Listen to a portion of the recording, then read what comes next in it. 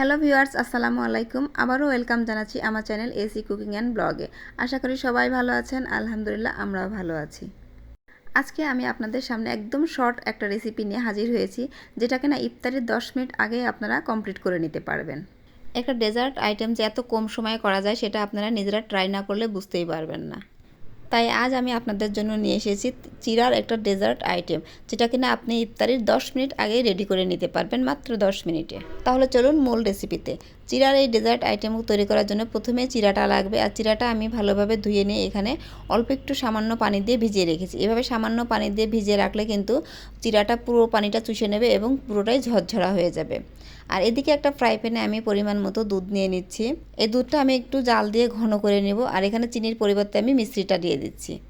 আর সামান্য একটু লবণ দিয়ে এবার দুধটাকে ঘন করে জাল দিয়ে নিতে হবে। দুধটা জাল হয়ে গেলে ঠান্ডা করে নর্মাল ফ্রিজে রাখতে হবে। আর এদিকে আমি 6টা বোল নিয়ে নিয়েছি এই চিরার ডেজার্টটা রেডি করার জন্য। আর প্রথমেই আমি চিরাগুলো অল্প অল্প পরিমাণ করে 6টাতেই দিয়ে দিচ্ছি। চিরার উপরে কয়েক পিস পাকা কলা দিয়ে দিয়েছি। এবার আমি দিয়ে দেব দই। এটা মিষ্টি দই। এই ডেজার্টটা তৈরি করার জন্য অবশ্যই মিষ্টি দইটাই নিতে হবে। আর এখানে আমি পরিমাণ মতো দইটা দিয়ে দিচ্ছি।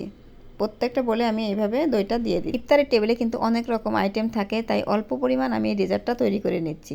আর এই চিরার ডেজার্টটা কিন্তু খুবই মজার একটা ডেজার্ট। আর এখানে আমার দইগুলো দেওয়া হয়ে গেছে। এবার আমি ফ্রিজে যে দুধটা ঠান্ডা করতে দিয়েছিলাম, সেই দুধটা আমি এর উপরে দিয়ে দিচ্ছি। এখানে পরিমাণ মতো দেবেন, যে যতটুকু খাবেন ততটাই নেবেন।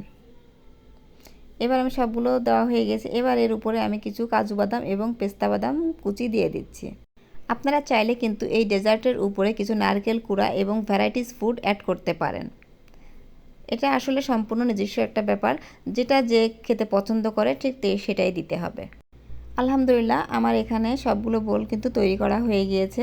ইফতারির 10 মিনিট আগে আপনারা সময় নিয়ে এই কাজটা করলে কিন্তু খুবই মজার একটা ডেজার্ট ইফতারির সময় খেতে পারবেন। তো আলহামদুলিল্লাহ, আমার ডেজার্টটা কমপ্লিট হয়ে গিয়েছে। আর সারাদিন রোজা রাখার পরে ইফতারি কিংবা সেহরিতে যদি আপনারা এই ডেজার্টটি তৈরি করেন, তাহলে কিন্তু অন্য কিছুই আর লাগবে না। ধন্যবাদ সবাইকে। দেখা হবে নেক্সট কোনো রেসিপিতে। সেই পর্যন্ত সবাই ভালো থাকবেন, সুস্থ থাকবেন। আল্লাহ হাফেজ।